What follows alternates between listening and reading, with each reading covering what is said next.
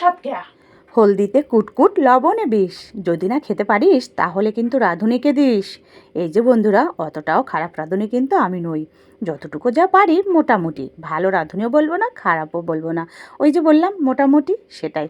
তো চলো কথা না বাড়িয়ে এবার আমরা মূল রেসিপিতে চলে যাই। আমি আজ তোমাদের সঙ্গে দুটো রেসিপি শেয়ার করব। একটা হলো তেল ছাড়া আলু ভাজা, আর একটা হলো তেল ছাড়া মাছের ঝাল।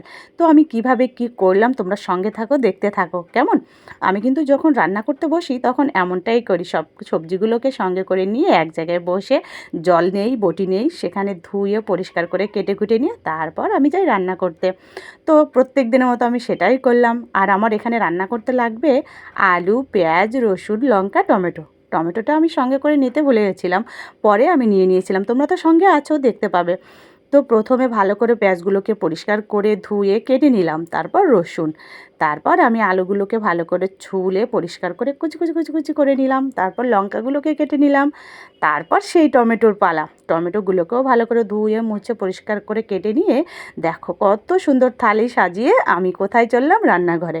প্রথমে গিয়ে গ্যাসটাকে জ্বালিয়ে দিলাম, চটজলদি কড়াইটাকে উনুনে গরম করতে বসিয়ে দিয়ে আমি কিন্তু মাছগুলোকে ভালো করে লবণ হলুদ দিয়ে ঝাঁকিয়ে ঝাঁকিয়ে মাখিয়ে নিলাম। আর বন্ধুরা, এই যে তেলটা তোমরা দেখলে, এটা কিন্তু সর্ষের তেল বা সাদা তেল কিছুই নয়, এটা সম্পূর্ণ মাছের তেল। আমাদের 3 কিলো মতো একটা মাছ কিনে নিয়ে এসেছিল, রূপচাঁদা মাছ, সেই মাছের তেলটা অনেকটা তেল হয়েছিল। আর ওই তেলটা দেখেই, যেহেতু আমি মাছের তেল দিয়ে আলু ভাজা খেতে খুবই ভালোবাসি, তাই ওই তেলটা দেখেই এই আইডিয়াটা মাথায় এলো। আইডিয়াটা মাথায় আসার সঙ্গে সঙ্গে আর রান্না করার পর খেয়ে দেখি না, সেই স্বাদ হয়েছে। তো যখন ভালোই আমার লেগেছে তখন বন্ধুদের সঙ্গে শেয়ার না করলে তো হবে না, তো আর দেরি না করে এজন্যই তোমাদের সঙ্গে শেয়ার করছি। এতদিন আমরা শুধু শুনেছি যে মাছের তেলে মাছ ভাজা, আজ কিন্তু আমি তোমাদেরকে দেখিয়েই দিলাম যে কিভাবে মাছের তেল দিয়ে মাছ ভাজা হয়। তো মাছটা কে আমি উনুনে যখন তেলটা গরম হলো, মাছটাকে বসিয়ে দিলাম কড়াইতে, বসিয়ে দিয়ে ভালো করে উল্টে পাল্টে মাছটাকে ভেজে নিলাম। তোমরা একটু বেশি মাছ ভাজা, বেশি বলতে কেউ একটু শক্ত শক্ত করে মাছ ভাজা খায়, কেউ একটু নরম করে খায়, তো তোমাদের পছন্দ মতো ভেজে তুলে নেবে। দেখো কড়াইতে তেলটা একটু কালো কালো দেখতে লাগছে, শুধু মানে রং দিয়ে কিন্তু সব কিছুর বিচার হয় না। তো বন্ধুরা, আমার কথা শুনে তোমরা একটু পারলে কষ্ট করে রান্না করে খেও, সত্যি খুবই ভালো হয়েছে। তো মাছগুলো ভেজে তুলে নেওয়ার পর আমি ওই তেলেই একটু কালো জিরে ফোড়ন দিলাম। কালো জিরে ফোড়ন দেওয়ার পর আমি রসুন দিয়ে দিলাম। রসুনটা হালকা ভেজে টমেটো কুচি, তারপর পেঁয়াজ কুচি, লঙ্কা কুচি দিয়ে ভালো করে নেড়ে চেড়ে একটু ঢাকনা চাপা দিয়ে কিছুক্ষণ রেখে দিলাম। ঢাকনা চাপা দিয়ে রেখে দেওয়ার পর ঢাকনাটা উঠিয়ে সেখানে আমি আদা বাটা, জিরে বাটা, রসুন বাটা, আবার একটু কালো জিরে, আর কি করলাম, গোলমরিচ গুঁড়ো আর মিট মশলা দিতে কিন্তু একদমই আমি ভুলিনি, কারণ মিট মশলা আমার দিতেই হবে। সঙ্গে একটু লবণ হলুদ দিয়ে আমি কিন্তু আবারও ঢাকনা চাপা দিয়ে দিলাম। তারপর ঢাকনাটা তুলে আমি কিন্তু ওতে তেজপাতা দিয়ে দিলাম। তা বন্ধুরা, তোমাদের সঙ্গে একটা কথা বলবো, যে কে কে তরকারিতে, মাংসতে, মানে এই ঝাল বা মাংস, ডাল, কে কে তেজপাতা ফোড়ন খাও বা তেজপাতা দিয়ে রান্না করে খাও, অবশ্যই কিন্তু কমেন্টে জানাবে, জানাতে একদম ভুলবে না। তো তেজপাতা দিয়ে আমি কিছুক্ষণ নেড়ে চেড়ে জলটা ঢেলে দিয়ে ঢাকনা চাপা দিয়ে কিছুক্ষণ রেখে দিলাম। আর বন্ধুরা, তোমাদের সঙ্গে একটা কথা বলি, যে কে কে আমার মতো এই মাছটাকে ভালো করে লবণ হলুদ মাখিয়ে ঝাঁকিয়ে ঝাঁকিয়ে মাখাও, হাত দাও না, কারণ আমার হলুদ লেগে যাবে বলে আমার ভালো লাগে না, তাই আমি মাছটাকে কিন্তু ঝাঁকিয়ে ঝাঁকিয়েই মাখাই। তো তোমরা কে কে মাখাও আমাকে কিন্তু অবশ্যই কমেন্টে জানাবে।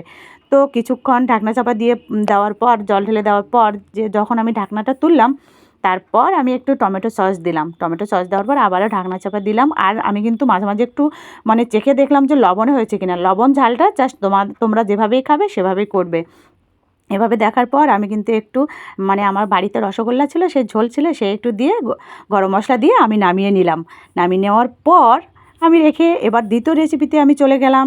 আবারও কড়াইটাকে ভালো করে গরম করে সেখানে এই দেখো ঝুলুঝুলু করছে, এটা কী বলো তো, সেই মাছের তেল বাকিটা ছিল, সেটা দিয়েই আমি কি করলাম, ভালো করে উনুনে গরম করে রসুনটা দিয়ে দিলাম। রসুনটা দেওয়ার পর পেঁয়াজ কুচি, লঙ্কা কুচি দিয়ে তারপর আলুটা ঢেলে দিলাম। তো বন্ধুরা, তোমাদের সঙ্গে একটা কথা বলবো, যে কে কে আমার মতো এই মাছের তেল দিয়ে আলু ভাজা, পেঁয়াজ রসুন দিয়ে ভালো করে ভেজে খেতে পছন্দ করো, অবশ্যই কিন্তু আমাকে একটু কমেন্টে জানাবে। তোমাদের কমেন্টের আশায় কিন্তু অবশ্যই বসে থাকি। আর এই যে লাইক কমেন্ট ফলো করতে একদমই ভুলবে না। আর রান্নাটা সত্যি কেমন হলো কিন্তু কমেন্টে অবশ্যই অবশ্যই জানাবে। তোমাদের একটা কমেন্ট কিন্তু সত্যি ভিডিও করার আগ্রহটা অনেক অনেক গুণ বাড়িয়ে তোলে। তো হালকা লবণ হলুদ দেওয়ার পর ভালো করে নেড়েচেড়ে আবারও আমি কিন্তু ঢাকনা চাপা দিয়ে কিছুক্ষণের জন্য রেখে দিলাম। এভাবে একটু একটু করে দেখছি।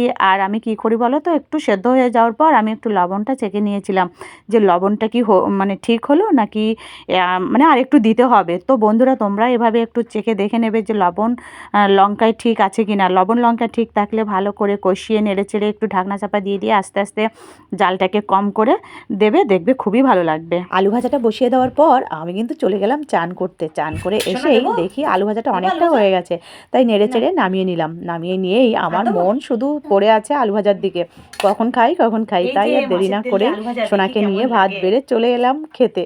বসেই পড়েছি কিন্তু দেখো, সাধারণভাবে রান্না কিন্তু খেতে কিন্তু অসাধারণ। বন্ধুরা রিভিউ কিন্তু আমিই দেবো, শুধু একটা নয় দুটো রেসিপি রিভিউ আমিই দেবো। তো তোমরা বন্ধুরা সঙ্গে থেকেও দেখতে থাকো যে রিভিউটা কেমন হয়েছে, কি বলি আমি সেটা তোমরা শুধু দেখতে থাকো। ঠিক আছে, আজকের মতো বিদায় নিচ্ছি, টাটা বাই বাই। সঙ্গে থাকো, দেখতে থাকো রিভিউগুলো। মাছের তেল দিয়ে আলু ভাজলে এত স্বাদ লাগে কে, এত সুন্দর হয়েছে বন্ধুরা যে আমি রান্না করেছি বলে আমি বলছি তা নয়, সত্যি খুবই সুন্দর হয়েছে। আমার শোনা বলো কেমন হয়েছে? বা দারুণ দারুণ হয়েছে। তোমরা এভাবে রান্না করে খাবে, দেখবে সত্যি খুবই ভালো লাগে। তবে হ্যাঁ, আমার একটু তেলটা কম হয়ে গেছে, আর একটু তেল দিলে আরও টেস্টি হতো। বুঝতে পারিনি, তাই জন্য তেলটা কম হয়ে গেছে। এই যে এবার খাবো মাছের তেল দিয়ে মাছের ঝাল। দেখি কেমন লাগে। এই মাছটা চলে এসো পাতে। থাপাস থাপাস, আমার সোনা আবার বলে দিচ্ছে থাপাস। দেখে দাও।